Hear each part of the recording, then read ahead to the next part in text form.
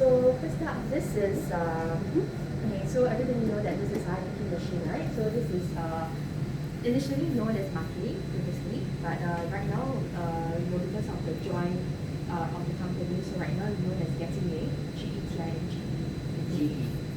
No, Getting A, That G-E-T-I-N-G-E.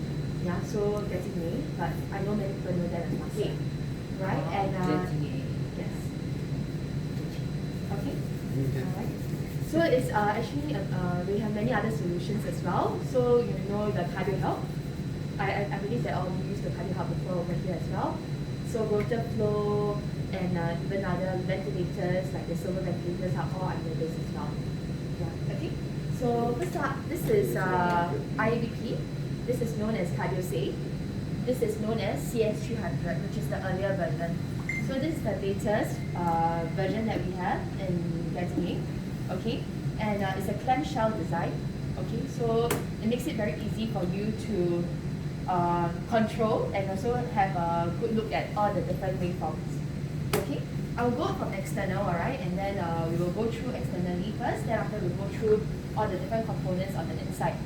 Okay, so sister, when she told me this morning, some things that she really want all of you to know is how to insert. Okay, so I want all of you to also have hands-on as well as I go through. Okay, maybe from you first, can you tell me what this is? It's green, and then what do you think this might be? And where do you think you can insert that? Green to You green. can try it. Green to green. So green to green, right? So it's very easy. The language used here, there is no the language used here is quite universal. You can see that over here, can you see it's an ECG rhythm? Right, it's green. Okay, so typically what you see here is also green, right? All our waveforms are green, so we know that this is for ECG. Okay, of course this doesn't look like what you have lah. Usually it's the cable, I think it's inside there. Okay. Can you show us the cable? Yeah, I'll take it out. So is this where you put all your cables? Yes, you should be all inside. Okay, let's have a look. Okay.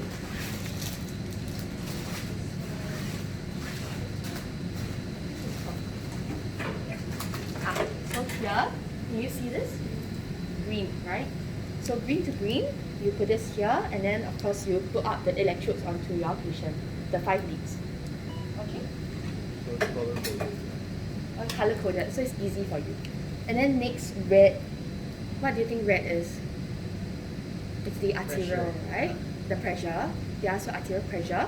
Okay, so on this you will have your arterial pressure cable, and then you just hook it up onto, depending on what catheters you are using. Okay, but typically you use the one that you will have the either linear or mega, and then after which you will be able to hook on entirely onto the patient's pressure bag. Okay, and then where is your cable? I think it's inside here.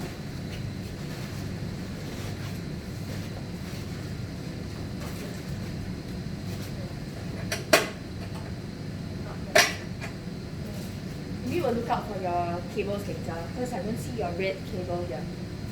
Okay, and then next up, everybody know what this is?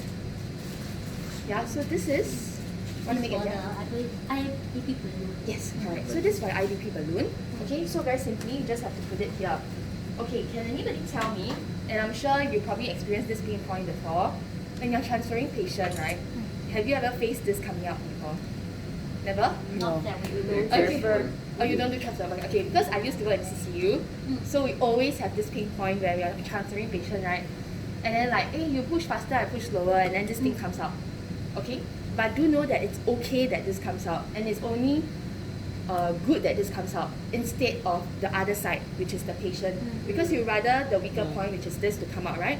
So please don't ever take this, because if you take this or secure this very tightly, I mean the normal way of securing is fine, but just don't additional tape it and all that, because the weakest point in 2 points, right, will come out. Okay, and you don't want the IVP catheter to come out from the patient instead. Okay, so this is okay. All you have to do is to quickly put it back and then kickstart again, everything. Okay? Next. Can you see this? Okay. So what I'm using here is a fiber optic catheter, and that is our sensation catheter. Okay, so this is this allows you to when you put it in here, okay, this allows the fiber optic reading over here, the sensor over here, to be able to capture the most accurate in vivo pressure reading that's inside the patient. Okay, so you can't get any more accurate than this. Okay, so another common question that I always get is that if I'm using the fiber optic IABP catheter, okay, do I need to have my pressure line? The balloon, you know, the pressure line. What do you think that would be? The answer would be. Do you think you need? Since this is already measuring the blood pressure, do you think you need the You need the flash bag. yeah, the flash bag and everything? I suppose we still need that, right? Yeah, so that's Still right. need. Why do you think you need that? Just for the dripping to keep the whole thing taken, right? Correct, that's right. So there are some people saying tell me you don't need, yeah, but actually it's very important that you need, because there are circumstances where people think that they don't need it because they already have in vivo reading already, right? So why do they need that? Actually, it's very important that you need that, because can you see over here, right, goes into the patient. Over here, your inline catheter, your inline flushing, okay, keeps the line here patent. So there is a small little lumen over in here to keep the entire portion patent, and it flushes here as well, so you don't cause a clot to form over the sensor. So when the clot forms over the sensor, you probably wouldn't be able to get as accurate a reading that you would like to do. Okay, so it's very important to keep it well flushed, about 3 to 5 cc. Okay. If I don't use the fiber optic, do I have that orange? Yes. No. Then you don't have it. I Then you won't won't have have that it. orange one. I won't bother with that plug there. Yeah, don't have to. Nothing You don't I even need to have do. anything to plug on for that. Okay? Alright? So this is fiber optic. Without it, you don't need. So you can Okay. use the old catheter, the old IABP catheter. Yeah, the other IVP catheter, in IVC, right, the catheter, wouldn't have this. Yeah. Yeah, Can you can use still also. use. Yeah, you can still use. Alright, it's just that the one that I brought today has the fiber optic one. Okay? Alright, so next up, let's look downwards. Okay, can you see? Okay, so this is the trainer. Typically, you won't have the blue line, so ignore this for now. It's just for our simulation later. And can you see that over here, there is a green button? So, after, if you didn't use this for a while, then you might be like, you want to rush everything. It's like, oh, where's the on-off button? Just know that our company always develop machines that are safe, right? There are a lot of safety features. So why is it behind this bar? Is to prevent accidental, people pressing it and all that kind of thing. So just know that it's a safe machine. Typically where you find it, you see a handlebar here. Behind it, just switch on the machine. Okay? And then let's go downwards. Can you see that there is 2 batteries here? So this works just like your power bank. Okay? So just like your power bank, can you see how many dots are there? Yeah, 5. 5. Okay? So each dot represents about 20%, okay? So this is charging. Okay? Okay. And then you want to see how much batteries are we left with on this side? You just have to press the button here. Can you see that it's full? Right? But this one is charging. Okay? Very important. When you want to take out the battery, you just have to pull it out, never drop this. Because this is a lithium ion battery. Essentially like your Samsung Note 8, the one that at one point everybody was very fearful of having that phone. So it's just like your lithium ion batteries and your phone. Just don't drop it, because it might cause like sparks. Okay? And it might cause like, fire hazard, and all that kind of thing. So just take care of it. Can you see that over here it's already telling you to be very careful with it, not to drop it. So handle with 2 hands, okay. And for this battery, it can last you for a total of 90 minutes entirely, okay. And so when I know that in Mount E you do transportation, right? So typically for your transportation, you will have your DC power as well, or you have your plug-on.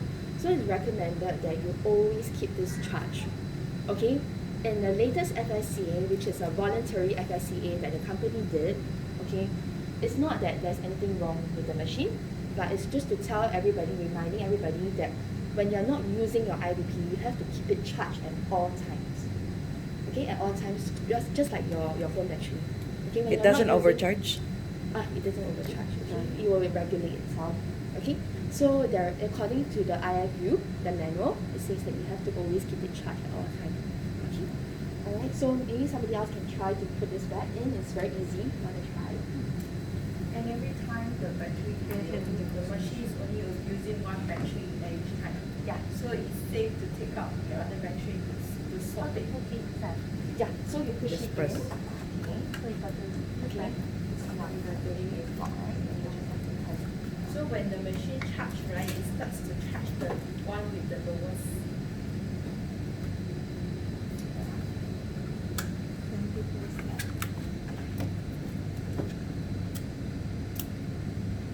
Okay. So high. Alright, just that it's very secure. You just have to make sure you lock it lah, because it's not locked right now. Okay, just make sure you lock it and then you push it and then you turn it. That is fine. Alright? Okay, now, next thing you see here. This is actually my own favorite lah. Because when I was using this machine and the earlier version, which is like System 90, we always have to like roll our cables. But for this, you don't have to. It's very neat. Everything, you know, you just have to, and then it gets tucked in. Yeah, it's a nurse's favorite lah. Yeah, like vacuum cleaner. Yeah, you don't have to worry about your wire dangling and all that. And then it's a lot neater. So when you want to clean down, right, you just have to pull everything out, clean, then after that you'll automatically rotate back in. Okay? Alright, now you can see the wheels, okay? So the wheels, right, right above allows you to rotate. Right at the bottom is brake. Okay, over here, you see that there's 3 level here. This is to go forward. So it's for your transportation now. Okay, so it's very intuitive like that. Okay. Alright, What about that level after the bar? level after the bar. This Yeah, one? what about that? This one is your printer. Okay, so you just have to print strip. You can print strip. I'll show you how to print strip. But typically these days nobody really quite. Oh, you mean as in print the waveforms? Yeah, Print the correct. by the Yes. size? You can do that. I'll show you how to do that. But typically nowadays not many people would print such strips really lah. Like, but if you need to, you can. Okay. Okay. Alright. So which is the A and B? A Which and B. one is consuming first? You mean what? It does- battery? yeah, for battery. I'll show you on Okay, the system. Okay. Okay. So next up, okay, if you want to change your receipt, I mean the paper, right? It's over here. The strip. Okay. And okay. Now, let's switch on the machine. Okay, can you? Huh? Oh yeah, Doppler. Okay, so right, you will see that for helium, okay, you will see that one that's on the inside. You get to see the reading. Another place that you get to see the reading is over here. Can you see? Yeah, can you see a meter over here? Mm. So even like in the worst case scenario, like when you're transporting patient on air transport or anything like that, and this closes but it's switched on, okay, for any reason, you will still be able to see all these here. Okay, you still be able to see your helium here. Next, Doppler. The Doppler is here, it's also retractable. Okay, so make sure that you when you want to use this retractable one, make sure that you do it gently lah. Okay, do it gently and then make sure you retract back nicely. Because sometimes when I go to different hospital, they end up having this dangled everywhere because they didn't retract it back properly. Sorry, I don't understand what is this for. Doppler, so to Doppler. check your pedal pulses, Oh. to check your pedal pulses and things like that. So this is the new thing that we have. That one don't have, right? Yeah, don't. You That one have don't it, have. yeah? I never use it. Oh, no, Nobody oh. do us before. The Never percussionist use- never uses before. never- Oh, you have your separate Doppler, is it? Usually ICU nurse will take over. Yeah, we just understand. insert and connect. No worries. Yeah, because over here you will be quite quick. When do you need to use this? Oh, so we use it very often, like almost every In hour. CCU lah. Yeah, in CCU. But not while we are I'm doing. not sure whether in CBL do you have protocol to do it. No, because usually quite in So far you never insert and then use. you go already, right? Yeah, Usually correct, the correct. maintenance and the, just to check the patient, usually we use a Doppler. Yeah, But so you do see the patient leg is slightly dusty, then you want to Yeah, check yeah. the pulse. It's like an ultrasound Doppler Yes, or what? yeah. So you just have to find the pedal. So let's say this is the leg. You just have to Mm. find like through the pulses. Okay, then you just check. Yeah. Oh. So what does it tell you? What's the reading? So you just hear lor. You just hear. Oh, you just hear the. Oh, okay, that's all. That's all. That's all. That's all. Because this No is reading or anything. This can be quite a big catheters for some patients. Yeah. So it may block the blood supply. Yeah. Okay. Okay. Yeah. The doctor will know lah. They will know lah. But anyway, when you're at the foot of the bed, you see, why the color change? Then you might want to alert somebody lah. You know, because right after insertion, you see so dusky is something to be worried about. So, okay, can right? Okay, and then usually you use your gel and then you check, and then usually in the ICU setting, we will put a cross there, the tegaderm, then you cross it, then we know that okay, this is the same spot. Can you show us how do you use it? Oh yeah, very simple. So pull it out. Okay, so just switch it on. I don't have the gel lah, so I don't know if you can hear or not. Oh, you just take out and just leave it Yeah, there. just put it there, then you'll hear push. Where's the on and off? Here. No gel. Yeah, No gel. No need, no need, no need. But So, anyway, you can hear like something like that lah, like how do you on and off? you hear. That's all lah. That's all. Yeah, okay.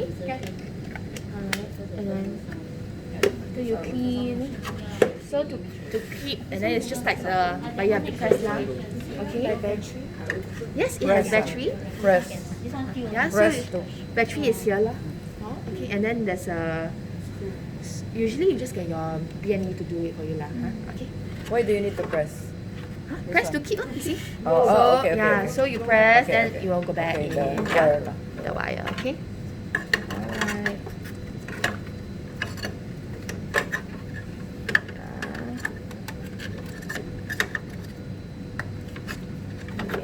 This thing is...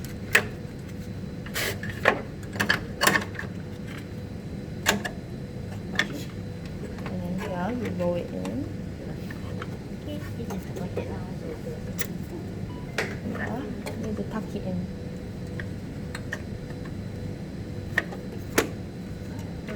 Wait was it the top? The top. I think Yeah. this one need to tuck a little bit more in. Yeah, It doesn't yeah. look very nice from the side. Yeah. Oh, here. Okay, can already. Okay. The top look like too much. The top is here. The wire. Okay, can already. And then next is this. Where you typically put all your your manual and your wires. Okay. Okay, for paper slot. Okay. And then your wires as well. Lah. Okay. All right. Okay. Now let's switch it on. Can somebody know where's the on-off button? Can you switch it on for me? This one? Yes. Okay. Simple, right? Switch on machine has I'll a show you. Front. It's a clamshell. Okay. It will start up. Okay. And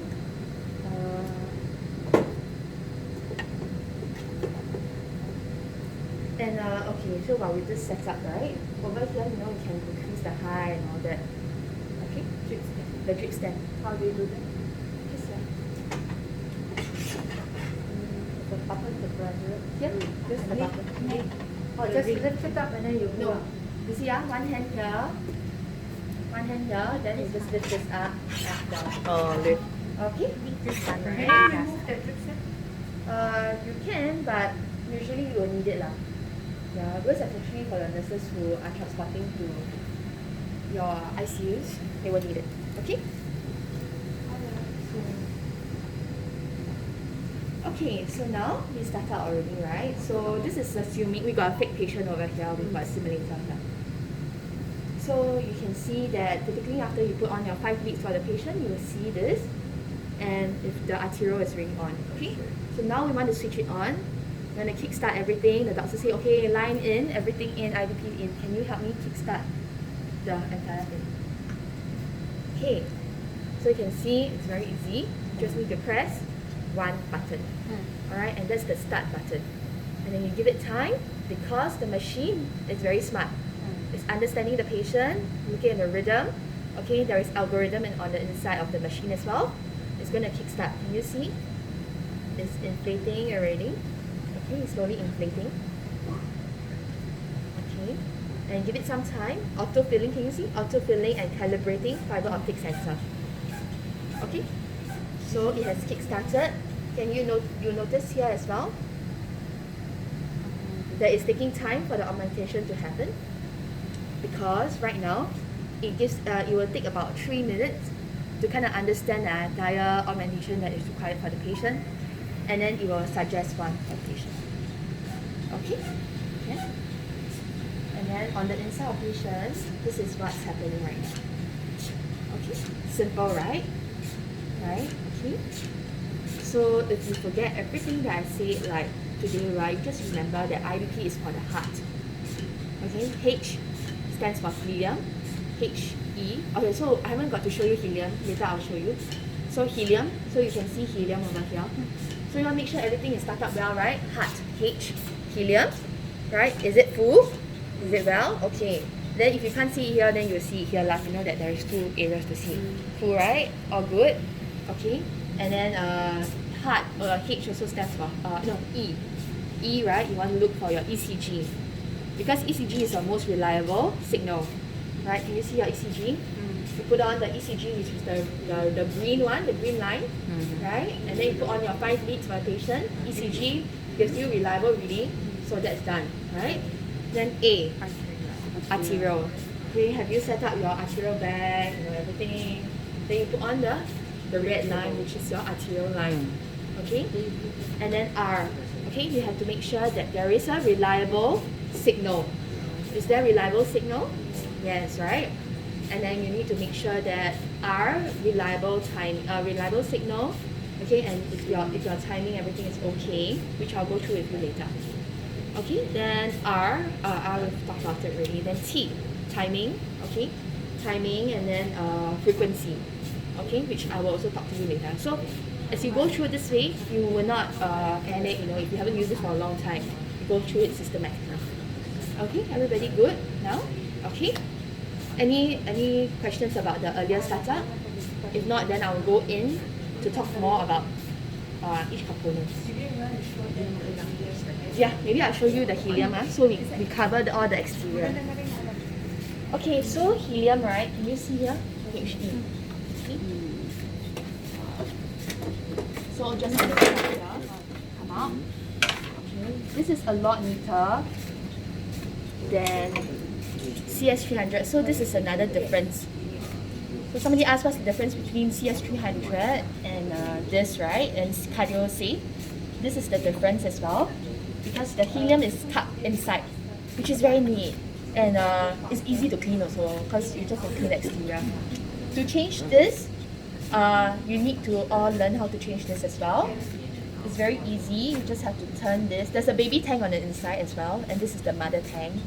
Okay, baby tank is typically used in the event of transportation, which we will also talk about it later. But to change this, you just have to turn this, okay? And then after that, pull this out and put it in. Okay, by right, on the inside, there is already a washer. And because it's such a small item, right, typically, sometimes people may lose it. But if you do lose it, no worries, we have plenty of washer for you over here. Can you see? We have probably about 6, I think. You change the helium tank, the washer stuck on the helium tank, and then you send it away. Yeah, so can everybody see it here?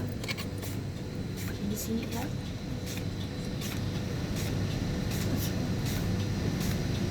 Okay.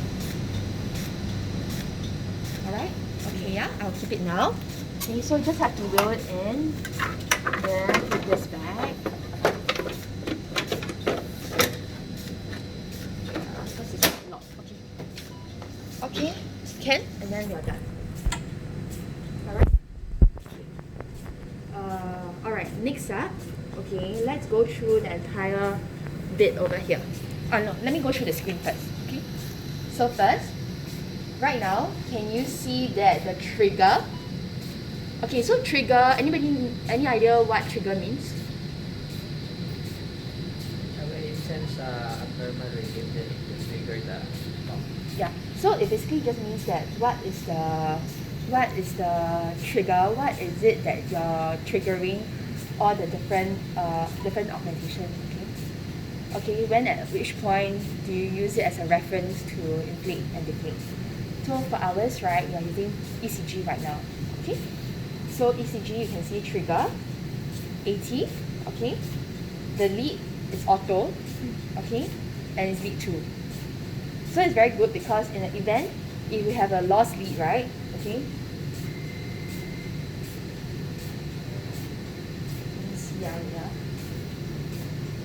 So if I cause a lead fault, alright, you know which lead is the faulty one. Because you'll be draping your patient here in CBL, right? You wouldn't be able to like, wow, go and find all the 5 lead, which one drop. You just have to go, you know now that it's actually lead 2, right? Okay, and can you see something that's different right now? Why is it that without ECG trigger, how come we are still having the, why is it still pumping? Now it's triggering pressure. Yes, that's right. So pressure is your Trigger. trigger right now. Okay, so the machine is very smart and very smooth. Can you see the transition? It doesn't require you to actively, drop already lah, to change and all that. No. Okay, right now it's triggering from pressure. Pressure. Okay, ECG, when it's ECG, it's triggering from the R wave. Okay, R wave is the reference, Big, that we are looking alright. at, the R. But over here, we are looking at the dichotic notch. Okay, so so right now, let's say if I manage to fix the lead, I put it back on. Okay, you will see that it takes some time. It's Right? all Why is trigger it that back. right now you've got a nice ECG and still pressure? You know why? Okay, so this machine also understands that it's also being used in an area like OT, CVL. So it takes some time, right? So if it's a fuzzy reading, right, it will take some time for it to go back into ECG because it gives it time to stabilize first. Because it's not nice to always change from ECG to pressure, then ECG to pressure, you know. So it allows it some time to stabilize already. All things good, and then it will switch back to ECG. ECG. Okay. Next, arterial. So here you see the source is fiber optic. Okay, when it's not, then it doesn't say fiber optic. Okay. Arterial. Okay, and then it tells you that your pressure, your systole and diastole and your mean. Okay. Now balloon pressure over here, you can see that. Okay, so sometimes you'll see a gap here. Okay, so there are reasons why there are gaps because at some point the machine is also reading. The reading, so this machine, right, is tailored. So it does not based on assumption.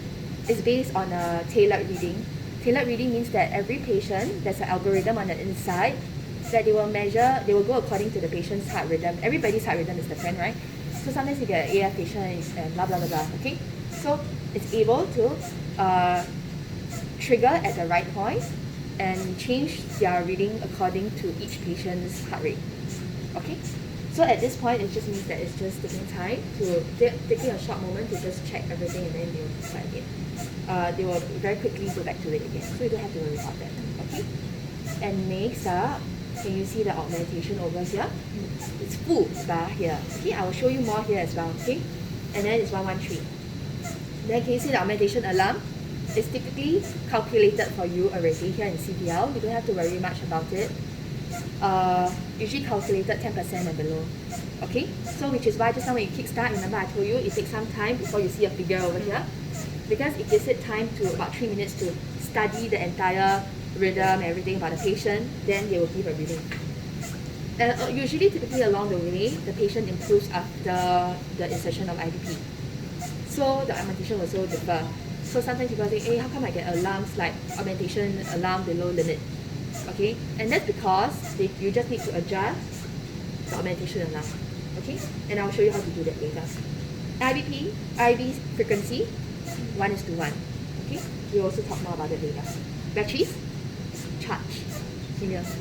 See, this one, all good? Any questions? No. So for battery, which is 1 and 2 behind? 1 and 2 is here. So it's consuming One one and two. first. 1 and 2. So Can you it's, see? is it automatic using 1 first and then 2? They will see which one needs to be charged. Then they will charge the other one and use the other one. Oh, okay. Yeah. So now it's charging So- number 2. Yeah, So charging it's, number 2. it means it's using number 1. Yes. Can you see here, right? This one over here, 1 and 2, right? So if let's say I pull out one now, right? Pull out one of it. What do you see? and give it a while. So it will tell you that it's not charged. Okay.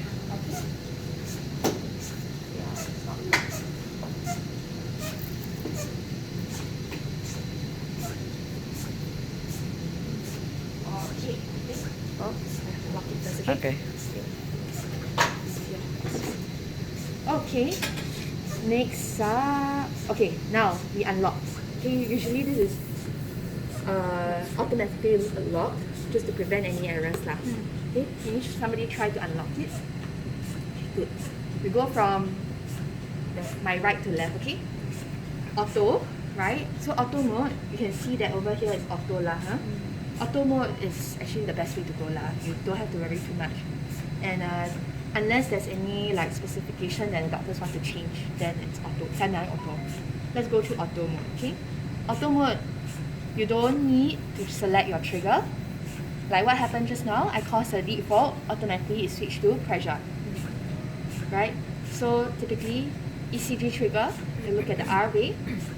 Pressure, you will look at the dichotic notch and then you decide now that pacer.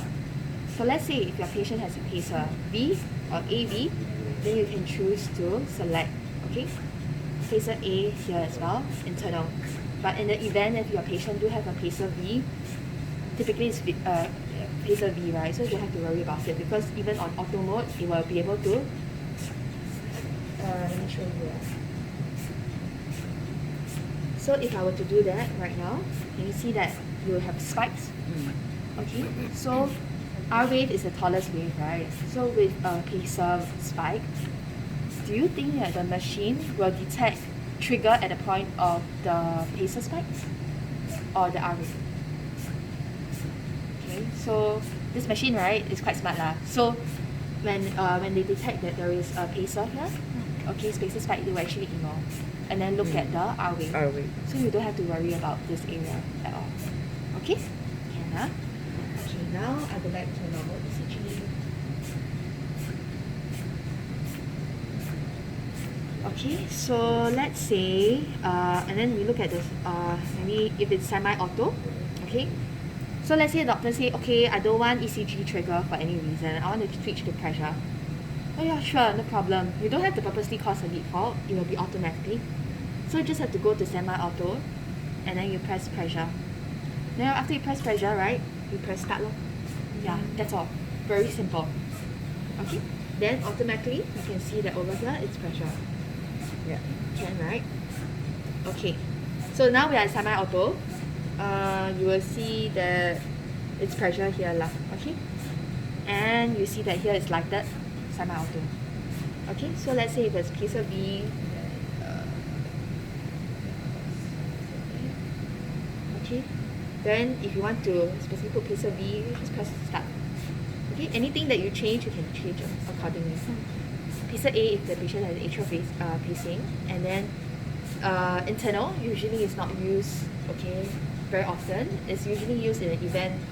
Let's say if the patient is on CPR, okay, and then we need to, and then if we decide to put the patient on, continue with IABP, well, we continue with CPR, you can put internal, okay, and then you press start.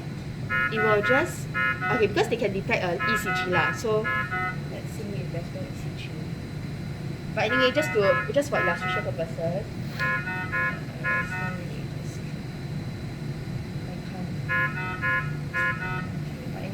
it's okay. But anyway, in the event where, if let's say doctor want to have a regular 80 beats per minute for the patient, and then if the patient is already down, like require a CPR for any reason, hopefully not, okay, then they can choose internal. And then 80 beats per minute is a standard one that will give the patient, because no more ECG to trigger again, so they'll just give and give. Okay, clear, right? Now we are done with trigger. Any questions with trigger? Then I'll go continue with the next one. Okay, right? Okay, now next, source. So let's say right now we are going with the ECG trigger. You can see that the source here is ECG, lead 2, but you can switch. Doctor say, okay, I want because now at semi-auto, right, you get to have you get to have the control to change whatever you like. So I want lead 3 instead, or I want to ABR or anything. Okay, so you can change. You can even change up to external. External, that will be via your external cable. There's an external signal that you can route to your monitor. Okay? Alright? Typically lead 2 is the best, and it's automatically detected. Okay? Whether your pressure is direct or is it so let's see. Whether is it direct or external, likewise as well. Whether you want to route it externally. Okay? Okay? And then your threshold as well. Usually we don't, this is only meant for, more for in the event of pacer. Okay, you want to, you want to change your pacer detection and all that. But typically, you don't need to. Auto is really quite okay already. Okay? Clear? Okay, let's go back to ECG. IABP frequency. 1:1. Anybody can guess, anybody knows what is 1:1? What is 1:1? So you can see that every Heartbeat. every beat is supported, right? So every 1 cardiac cycle, you get a supported. Let's see. 1:2. What happens here? Every 1 cardiac cycle is supported, and the other one isn't supported. Right? Typically, this is used as a weaning frequency, the frequency that will, when you want to wean the patient off. But I don't think you really use it here. Usually, for you guys here in CDL, it's usually 1:1 lah. And 1:3 is also for weaning. So it just means that every 1 cardiac cycle, the 2 others is not supported. Okay? Can? And I know that there are other brands out there with 1:8 and things like that. But when it's 1:8, you already know you can off already lah. There's no point. 1:2, 1:3, you know they can off already. Okay? So typically 1:1 is really quite sufficient already. Okay? 1:1, 1:2, 1:3. Okay? Can Next, augmentation. So we talk about augmentation. Okay, let's see the balloon now. Can you feel the balloon for me? Can you feel that it's inflated fully? Right? So what happens when I reduce the augmentation? Can you see that when I reduce the augmentation here, can you see it's over here as well, reflected over here? What happened? It's a bit more lambate, right? It's not like fully inflated. Okay? So if for any reason, okay, it shouldn't be. But somebody ever asked also, if I really want to go below 1:3, then how? Then you can reduce the augmentation. Okay, makes sense, right? But actually, we wouldn't encourage you to go too low at augmentation, because when you're too low at augmentation, right, you see creases on the balloon. Then the form clots around. Yeah, correct. And then you form clots around it. Yeah, and then when you release it, you don't know where it goes to. So typically, you want the patient supported, it's maximum augmentation. Okay, next, timing.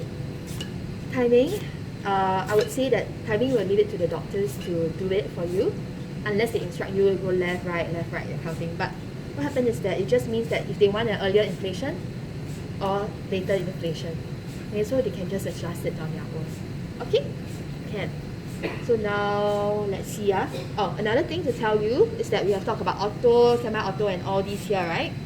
Calibrate pressure. Okay, so let's see.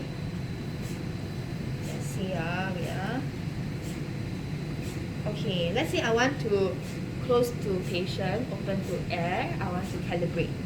So, okay, can somebody press this for me for 2 seconds?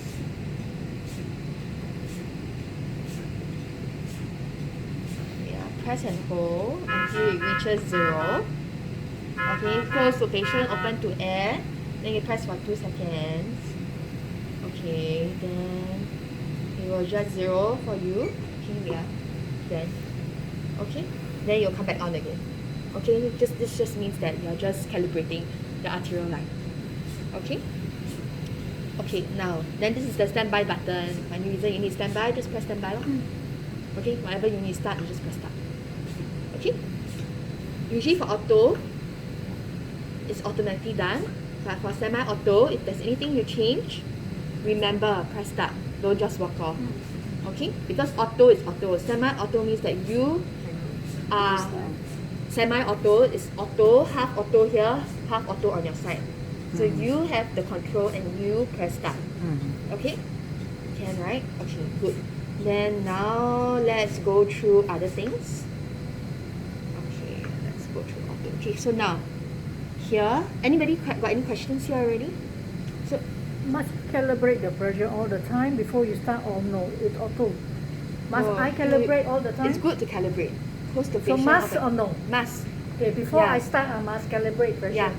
Before I, before start. Yeah, so Before- even on this machine as well, it's always good to calibrate. It's just like, you know, whenever you change shift and all that, you will close to, you know, you will calibrate every arterial reading. So before everything na. do we when everything is in or before we put